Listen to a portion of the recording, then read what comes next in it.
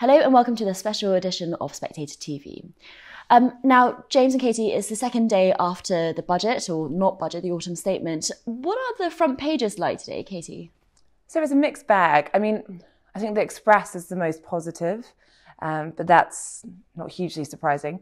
They're happy about the pensions triple lock. Exactly. So I think, and look, that was the moment when you saw Jeremy Hunt delivering the autumn statement, where the Tory MPs, the backbenchers, were pretty quiet throughout, and it was definitely when he announced the pensions triple lock staying in place that you saw the loudest cheers, or at least the most animation in the session coming from the Tory benches, and the Express are celebrating that, saying they've had a campaign. I mean, away from that, I think the focus is on, if you look at the OBR forecast, the fact that projected to have that big fall in living standards, and then I think you're also seeing people saying, well, how do we get into this mess? And therefore, are the Tories just cleaning up their own mess? So, but I would say if you take a step back, I think all things considered, I don't know what James thinks here, ultimately, I don't think the front pages are so bad for all the difficult things they've had to announce. These front pages were never going to be good, and I think they could be a lot worse. James? So I think the most important test of this autumn statement was how the markets reacted. And the market reaction so far, there haven't been hosannas or anything like that, but it hasn't been negative. We're not dominated. We are not currently having a split screen with gilt yields and sterling.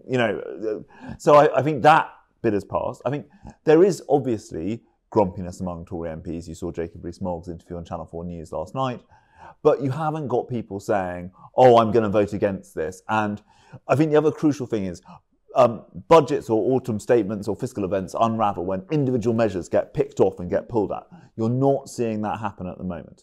Now, I think the crucial thing is whether the argument they are making, which is you can't borrow more, so you've got to operate within these parameters, whether that sticks or not. I thought it was quite interesting yesterday. Pat McFadden, one of the Labour Treasury spokesman, was indicating that Labour kind of accepted that you had to kind of keep within what the OBR are saying about the size of the fiscal consolidation needed. And so we could be having a debate about how to do that precisely, because I think what is more politically difficult after what happened to Liz Truss and Kwasi Kwarteng is to argue that you can let borrowing take the strain. And so I think we now are in a world where the choices that have been imposed on all the parties are more fiscally conservative. Now, if you were an alien from outer space, you would think that that would normally favour the Tories. But the reason it might not is the people who have discovered the limits of what government can borrow are actually Conservatives. And so Labour, it's very easy for Labour, as Rachel Reeves did yesterday, to essentially deliver a statement that is saying the Tories, well, this is only having to be done because of the mess that the Tory party has made. So I think that is the crucial question about politics this morning. And I think when you're looking at the reaction amongst Tory MPs, to James's point, lots of people don't particularly like what they saw yesterday. They find these measures hard to stomach, but I think there is a sense of what is the alternative. And, reaching out to a few MPs, one said, very eloquent for this podcast, they thought the general reaction was just meh. Do you know what I mean? Because no one's particularly happy about it, but ultimately, what are you going to do instead? Yeah. And also this, and because they've obviously tried an alternative, and there are still lots of people who ultimately think that Liz Truss's general approach in terms of going for growth, lower taxes, was fundamentally the right one, but the mismanagement of how you brought that in now means it's not an option in the same way, and therefore there is a bit. I still think let's see how things look at the beginning of next week, because you never quite know what's going to flare up. But to James's point, people are not really talking about any one specific measure. I think where there's been the most discomfort is on fuel duty. I would be surprised if fuel duty seems to get frozen in every budget. I would be surprised if that run was broken.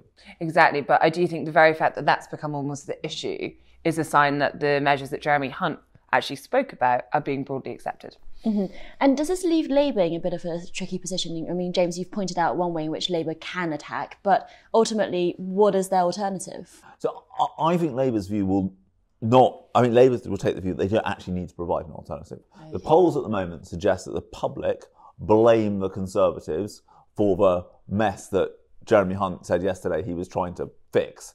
And so I think Labour's thing will be just to say, well, who did it? And do what Rachel Reeves did yesterday, which is, are you better off now than you were 4 or 5 years ago?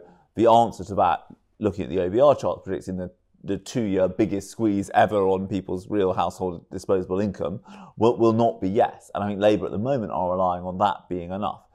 I think the way in which that strategy might not be enough is if the economy has clearly stabilised by the time of the next election, and there is a sense that the corner has been turned and these tough decisions have borne fruit. But I think one of the challenges for Jeremy Hunt and Rishi Sunak is that they are relying on that turnaround happening in 2 years, while normally this is the kind of statement that gets delivered at the beginning of a parliament and you've got 4 or 5 years for it to bear fruit. Yeah, I think ultimately, if you look at the polls, Labour are in a pretty comfortable position in terms of how far ahead they still are to keep saying, this was your mess, And then I also think in terms of their own spending plans, they just, at the moment, I don't think they're getting the same, if you even think about broadcast coverage, I think at some point, if the polls stay as they are, and it looks as Labour are going to win a very large majority, potentially larger than the current Tories currently have now, then they will of course come under more scrutiny for what exactly they're going to do. But it doesn't feel we're still at the point where it's about 2 years after this Conservative government, and I think Labour have some time on their side. And I think Labour's strategy at the moment is to essentially have an iconic tax raise to pay for something popular, accept the broad outlines of what the Tories are proposing, and then say, but we'll tax non-doms to pay for more doctors to be trained. So rather than having a high-level argument, just kind of concentrate on something which is politically tax an unpopular group of people to pay for something popular, and try and set that up as the dividing line. I mean, ultimately, it is the case that what was announced yesterday was trickier for Labour in terms of measures. There are plenty of things in there that Labour MPs would support.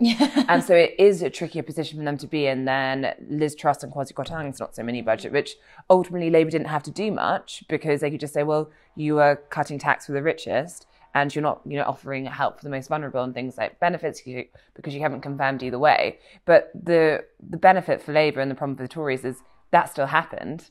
And therefore, we might be in a different position in terms of the polls had the Liz Truss not so mini budget ever occurred, but because it has, this is all just rowing back. It's almost getting back to the 2019 manifesto type pitch. But people are obviously remembering what happened in between. And James, ultimately, is this going to work to reduce inflation and to limit how long the recession is going to be? Well, I mean that is the $64,000 question. I think if we all knew the answer to that, we might be in very high paid jobs in the city rather than not sitting here. Look. I think what you've got is you've now got the kind of I think the big question is this enough in this autumn statement for the Bank of England for the interest rates not to go as high as it looked like they were going to go? And is the recession turns out to be shallower than people expected? I think one of the other big questions is there are a huge number of external factors here. How much longer does the war in Ukraine go on for example? I think one of the other difficult other things is what happens in the rest of the global economy. I think at the moment one of the things is that none of the engines of the global economy are going kind of at any great speed. You've got Europe is obviously dealing with very high energy prices that are depressing growth. You've got a very tight labour market in the US and quite aggressive Federal Reserve tightening. China is still trying to work out how it wants to handle COVID, as to your post on Coffee House this week. So I think this is. I think the government, as you saw yesterday, Jeremy Hunt took kind of guffaws from Labour benches, trying to blame this on global factors. But there are clearly global factors, and what happens with them, I think, is going to be key in determining the pace at which the economy recovers. Katy and James, thanks very much.